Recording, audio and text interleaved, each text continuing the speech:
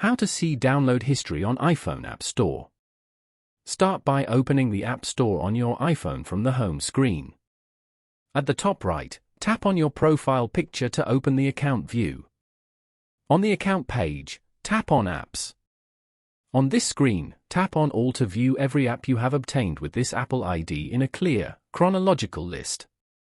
A search field appears at the top so you can quickly find a specific app in your history without scrolling excessively.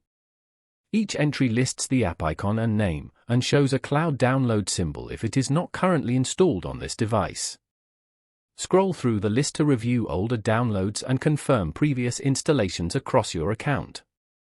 Tabs at the top label All and Not on this iPhone, presenting your complete purchase record in an organized and easy-to-navigate layout. Following these steps, you can easily see download history on iPhone App Store. Thank you for watching. Please leave a like if this tutorial helped you, or leave a comment below if you have any questions related to the video.